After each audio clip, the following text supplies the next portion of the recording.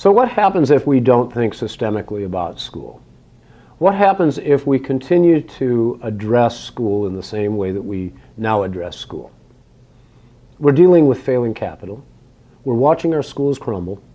We're watching a system that cannot support the high dollar system that we currently employ. We see many of our dollars going to schooling that addresses the pressing needs of 1910. And so let's look at our schools carefully.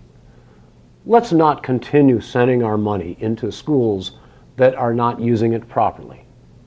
Let's have a conversation about values. If we don't, we continue to go down the road of putting money into efforts that are wasted.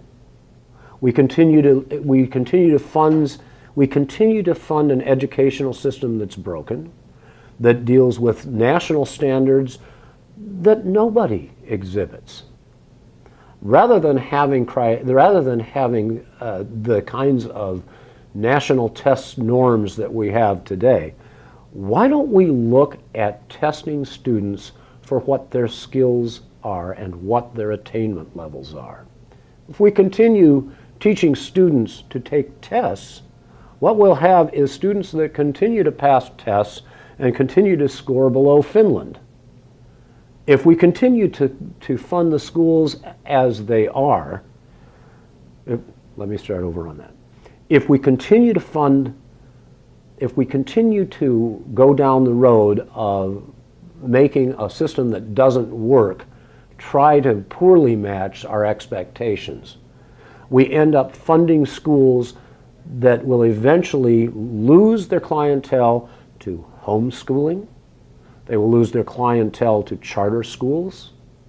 We will see pockets of poverty, pockets of economic despair, and schools that do not meet the needs of their learners. So where do we begin? We begin with a conversation. That's the way American values have always started. We look at what's important to us. We then fund that which is important, and we don't fund that which is not important. Will there be a transition? Of course there will. There's never been an unpainful transition before in the history of education or in the history of civilization. Transitions are difficult. So what does that mean for our schools? It means that the conversation should have begun 10 years ago. It means that people have to talk to each other. People have to listen to each other. And people need to learn how to make compromises, not that represent their political interests, but that represent their children and the future of America.